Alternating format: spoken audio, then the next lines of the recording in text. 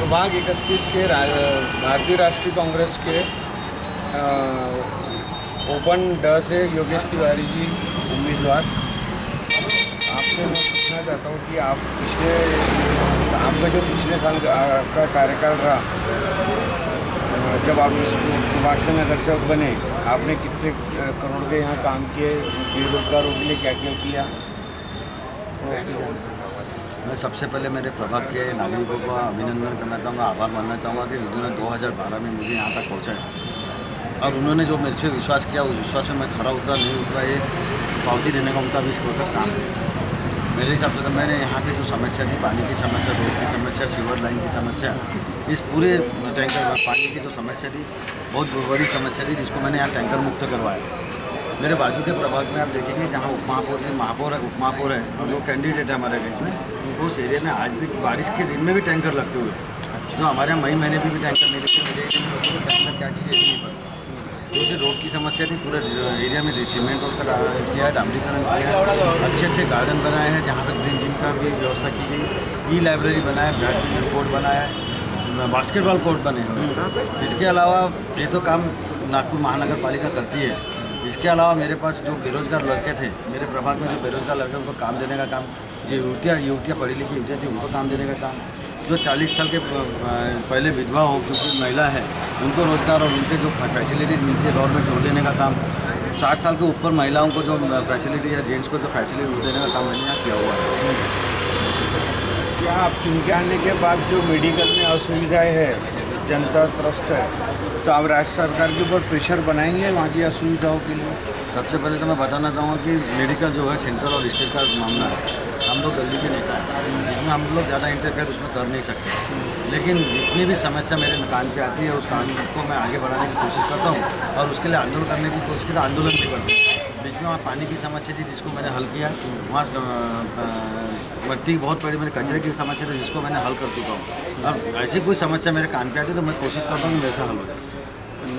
प्रधानमंत्री नरेंद्र मोदी जी द्वारा जो नोटबंदी का असर है, उसका असर नागपुर भारतीय जनता पार्टी को इस चुनाव में देखने में मिल सकता है?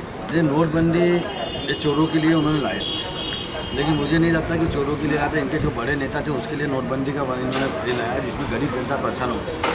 किसी के घर शादी ब्याह होते वो बंद उन्होंने कैंसिल करना पड़ा पैसे नहीं रहने के कारण, बच्चों के एडमिशन थी वो कैंसिल करनी पड़ी पैसे नहीं रहने के कारण।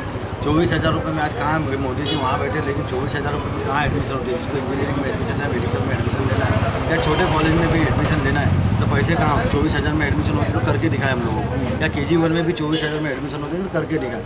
ये सब इसके कारण जो समस्या हुई है, आम आदमी को बहुत ज़्यादा समस्या है, एजुकेशन से लेकर तो पढ़ाई से लेकर तो बिगाड़ने से लेकर शादी ब्याह तक की, और मैंने मरने तक की समस्या में आदमी अंतिम संस्कार भी बराबर नहीं करता था।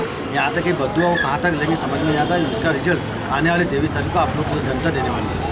अच्छा, आप इस कैमरे के ऑनलाइन डिजिटल मीडिया के कैमरे के माध्यम से इस प्रभाग की जनता को क्या संदेश देना चाहते हैं? मैं ऑनलाइन डिजिटल का सबसे पहले अभिनंदन करूँगा कि उन्होंने पब्लिक को हमारी बातें दिखाने की कोशिश की है। तो मैं सबसे ऑनलाइन डिजिटल से कहना चाहता हूँ कि आने वाले 21 तारीख को सिर्फ कहाँ जहाँ पे भी पंजा दिखेगा वहाँ पंजे की बटन दबाना है, पूरे नागपुर शहर में पंजे को जिता के लाना है, कमल को दबाना है। आप इस प्रभाग से चंदन नगर प्रभाग से हैं आप, तो आपके जो यहाँ के पार्षद है योगेश तिवारी जी, उनके कार्यकाल के बारे में आप कुछ बताएंगे? वो ऐसा है कि पार्षद तो हर 5 साल के बाद में आते हैं।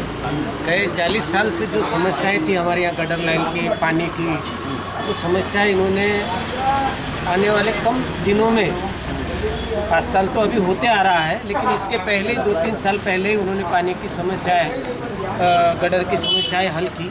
और अभी जो रास्ते थे, डामर के गड्ढे गिरते थे हर 6 महीने के बाद, तो उन्होंने डामर के रोड बनाई, अच्छी सुविधाएं दी। रात को भी फ़ोन किए, कभी ये बॉम्बे रहते थे, एक बार मुझे पानी का सवाल आया, मेरे कब वही अनुभव बताऊंगा, तो उन्होंने वहाँ से SW वाले को फ़ोन किया तो मेरे यहाँ पानी आया।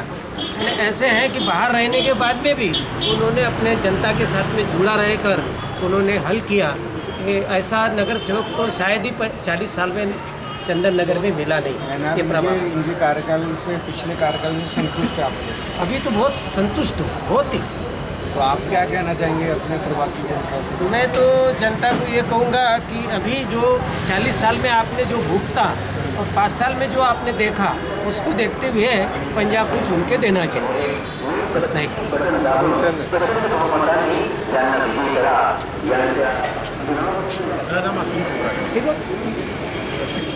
आप बताइए प्रभाग की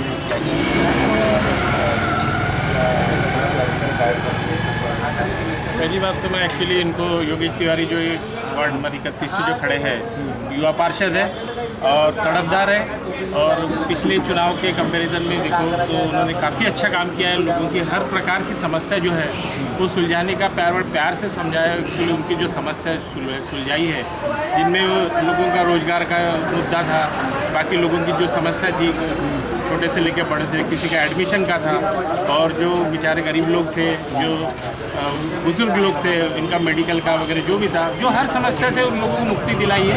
इसमें हम लोग काफ़ी खुश हैं उनके इस कार्यकाल से, और मैं चाहूँगा उनको एक्चुअली बिल्कुल दिल से उनको ये चाहूँगा कि वो हर साल बिल्कुल ये अच्छा काम करें, और ये आने वाले इसमें भी वो अपना अच्छा काम करेंगे और जनता के लिए काफ़ी अच्छा राहत आपको क्या दिलाएंगे। लगता है कि प्रभाग 31 से किसका पैनल जीत के आएगा? ये तो अभी जहाँ तक हम लोग देख रहे हैं और जहाँ तक इन लोगों ने जो कार्य किए हैं, इसी के आधार पर जनता उनको चुन के देंगी, और निश्चित तौर पे पंजे को ही यहाँ पे दबा के लेके आएंगे। और मैं चारों लोगों को शुभेच्छा दूंगा, ऐसे आशा करता हूँ।